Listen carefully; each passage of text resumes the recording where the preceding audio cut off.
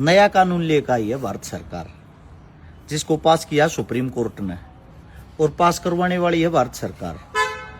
अरावली पर्वत काटे जाएंगे। अब अरावली पर्वत का एक रूल बनाया है कि जो पर्वत 100 मीटर तो ऊंचा होगा वो छोटा जाएगा। अब अरावली जो सर्कला है वह दिल्ली से लेकर गुजरात तक लगभग 800 किलोमीटर में फैली ओर है, जिसमें 12,000 लमसम 181 पर्वत हैं, जिनमें के 1048 पर्वत ऐसे हैं जिनकी ऊंचाई 100 मीटर तक ज्यादा है। यानी कि मात्र 8.7% ऐसे पर्वत हैं जो छोटे जाएंगे। लगभग 92% पर्वत काटे जाएंगे। 800 किलोमीटर लंबाई में जितनी यह जमीन है, अंबानी अडानी आती, बड़े बड़े उद्योगपति आती, उनती बांट दी जाएगी। दुनिया भर के जंगल काट दिए जाएंगे। जंगला के अंदर जितने भी जो आदमी हैं वहां रहने वाले हैं, वहां जितने जो भी गरीब हैं, वहां जितने जो भी आप लोगों को बताते वहां से जो बेनिफिट होता था, लोग नहीं मानना कि बेनिफिट हो यार।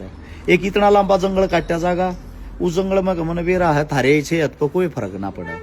लेकिन आप लोगों को एक बात बता देता हूँ, जब अरावली पर्वत कट जाएगी, वह अरावली पर्वत 1999 से लेकर 2010 तक गुड़गांव में और फरीदाबाद में जब पानी की किल्लत हुई थी, 80% पानी की कमी इस अरावली सरखला ने पूरी करी थी।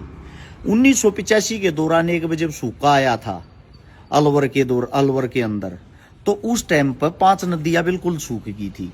वहां के हजारों गांव भूखे और प्यासे मर गए थे पानी के बिना।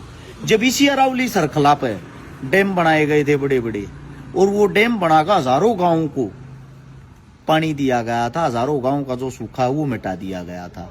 अब आप लोगों को एक बात बताता हूँ, अरावली पर्वत कल कटे आज, आप लोग तो एक गुलाम हो रहे हो। आवाज उठाना बस में रहा नहीं, आवाज उठाओगे कदे सरकार बुरा मान जा, मुकदमा दर्ज ना हो जा, थारी जिंदगी खराब ना हो जा, पुलिस तुम न पकड़ ले जाएगी, न बाता तो डरते होगे। अब भी गुलाम हो। दिल्ली का जो IQ लेवल है, वहां की जो वायु है, वहां का जो वातावरण है, लोग घुट घुट के मरण लाग रहे हैं।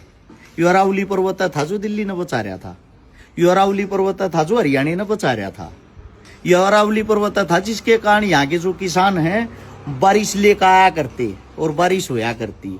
अब ये अरावली पर्वत कट जाएगा, पेड़ रहे वही नहीं गए।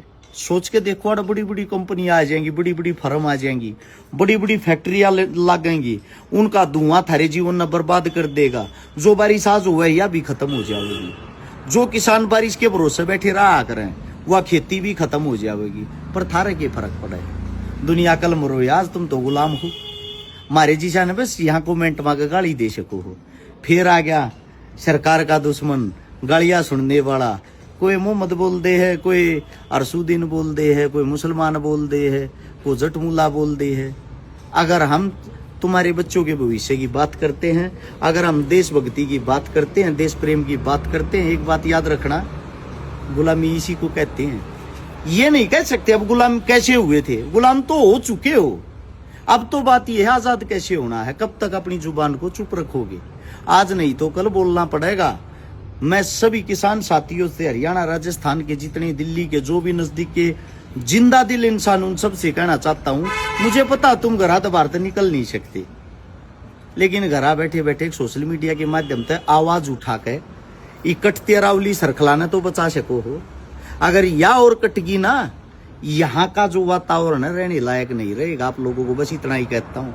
वैसे तो प्रधानमंत्री साहब भाषणों में कहते हैं, एक पेड़ माँ के नाम का, पेड़ लगाओ, वन बचाओ, जंगल बचाओ, स्वयं इनको काटते जा रहे हैं। और आप जैसे मूर्ख तालियां बजा के उसी सरकार का वेलकम करते हो, और वो आपको भगा देते हैं बड़े बड़े मंचों से, बड़ी बड़ी रैलियों से। यहाँ पे बड़ी बड़ी फैक्ट्री आएंगी, ये आएगा वो आएगा। आप लोगों को ये तो नहीं पता ना, जब जीवन ही नहीं रहेगा, जिंदगी ही नहीं रहेगी। थारी जिंदगी हाल फिलहाल 60 साल की हो रखी है। तुम्हारे को पता, पहले 100 साल हमारे बुजुर्ग जी या करते। 60 साल की किस कारण होगी? खान पान के कारण, जलवायु के कारण, दूषित चीजों के कारण, जहरीली चीजों के कारण। अब ये 60 साल से तुम्हारा जीवन 40 साल से भी नीचे आ जाएगा। बचना है या मरना है, फैसला आप लोगों ने करना है। अगर वीडियो अच्छी लगे, थारी समझ में कुछ आ गया हो, तो इसको आगे शेयर कर सकते हैं। 2-4 और अच्छे आदमी देख को हो सकता है उनकी आंखें खुल जाएं और वो भी इस चीज को लेके चर्चा करें। राम राम आप सभी को।